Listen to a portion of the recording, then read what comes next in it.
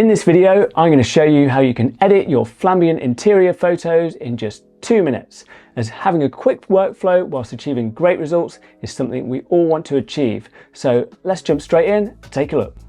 As mentioned, I'm going to be using a combination of Lightroom and Photoshop. This is actually a technique I picked up off Nathan Cool.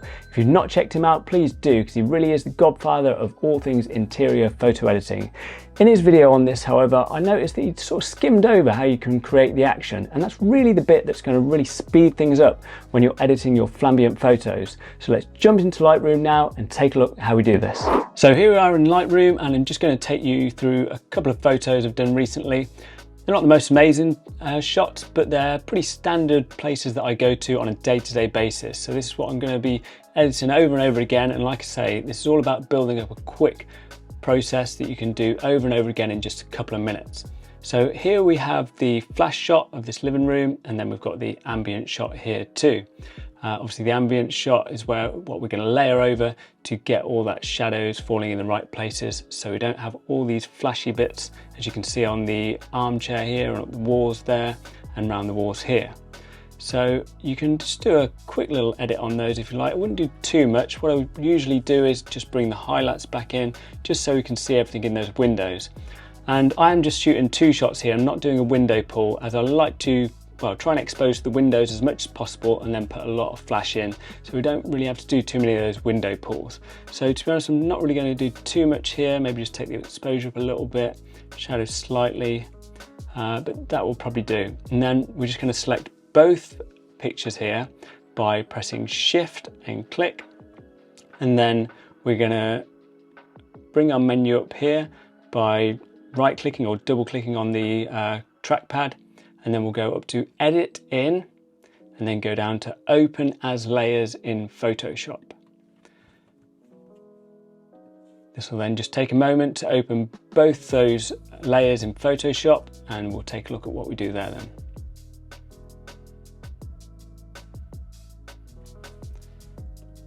So as you can see here, we've got our flash shot just opened, and then also our ambient layer below. The first thing you want to do is auto align these layers, and the reason for doing that is you should be shooting on a tripod, but sometimes you can get slight movement, so we just want to make sure these both line up properly. And to do that, I use the shortcut Command, or on a PC Control A. So we just go Command A, and that brings up this, and you're just going to press Return or OK, and that will align them. And then you can see there is a little bit just on the edges where it's had to align, so we're just going to crop that in slightly.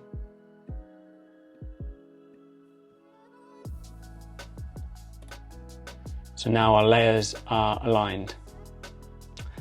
And then we're going to want to move your ambient layer on top, and I'm just going to show you what this action does first and how quick it is, because I've got it saved as my action is function 2. So I'm going to press that on my keyboard now, function 2, turn, and boom, there we go. Look, and I'll show you here what it's done.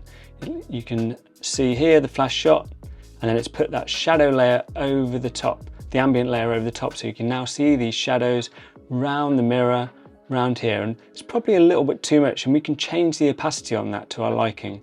So we'll bring it in, and that's probably a bit better because it was quite a dark ambient shot. So somewhere around probably 60% is going to be fine. And to be honest, that looks great. We'll go back into Lightroom soon, and we'll adjust some other levels on that to do with the color. But first of all, I'm just going to show you exactly what happened when we did that action. So let's take a look at what happened when I just carried out that action. So I've taken us back to where we've just auto aligned the layers.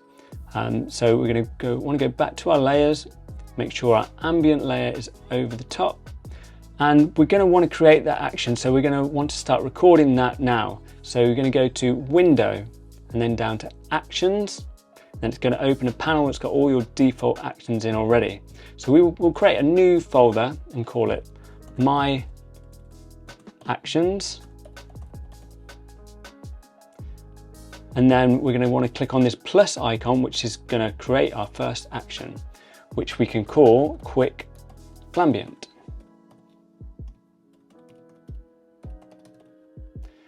And you're going to want to create a shortcut for this because this is what's going to make it really quick. So here it's got function key. So we could set perhaps F3 with shift. So then when we come to do it, all we have to do is press shift and the F3 button.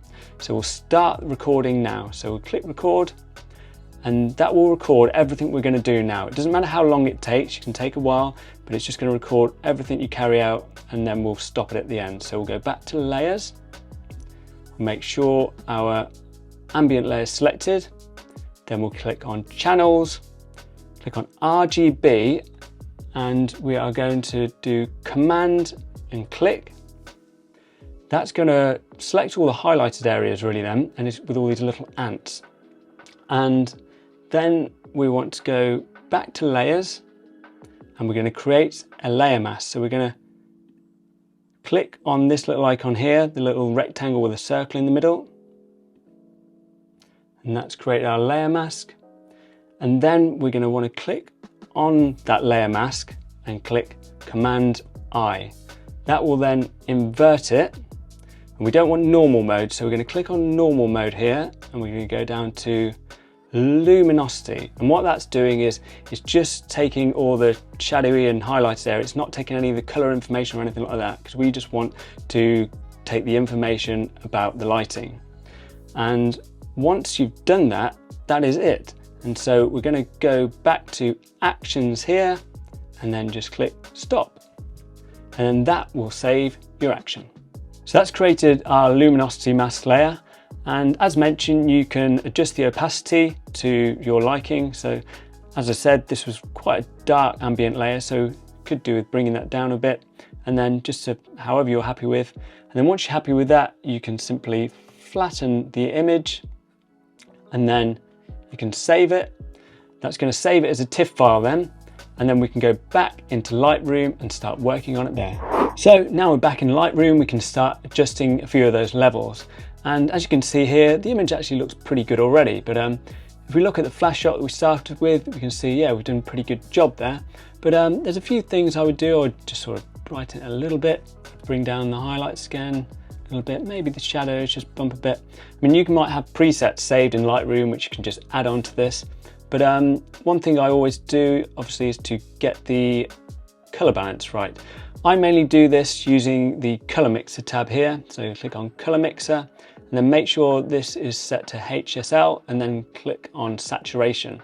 And here you can see it's looking a little bit yellow, maybe a little bit green, just because of the flash has obviously bounced off that floor. It's made it a bit yellow. Maybe some of these greeny blue cushions have added a bit of a reflection. So we're just going to take the saturation of the yellow down a bit and also in the green.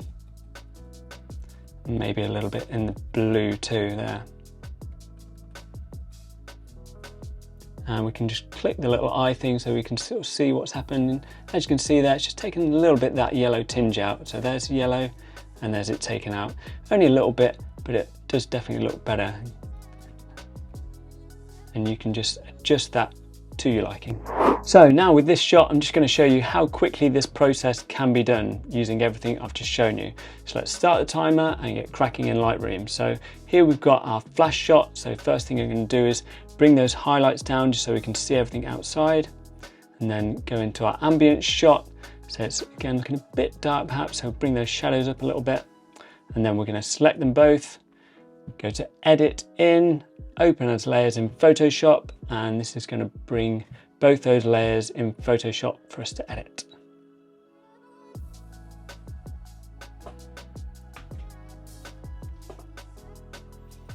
So once they're open, the first thing we're going to do is auto align. So Command A or Control A, depending on if you're on a Mac or a PC.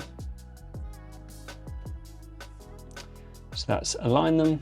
We're going to lift our ambient layer above, and we're going to use our shortcut for the action we've just made. So press the function Shift and F3, and there we go, all done. And that's looking pretty good. And as I say, you can adjust that opacity if you want to, but I think that's probably just fine. So we're going to flatten that out and then save it.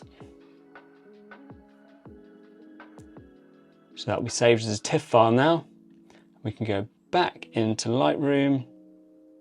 There is our TIFF file, and it's looking a little bit yellowy orange, again because of the flash reflected off the floor and the furniture. So we'll bring that yellow down a bit, bring the orange down a bit, not too much because I don't want to flatten out too much. That's looking pretty good. And maybe just bump the exposure a little bit, bring back the highlights, a little bit of shadows, a bit of contrast, maybe the black's little, and a bit of clarity. And there we go. Under 2 minutes, I think that's looking pretty damn good.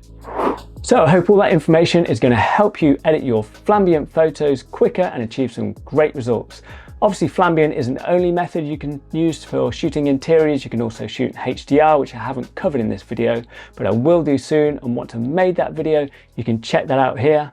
But thanks for watching, and I'll see you all again soon.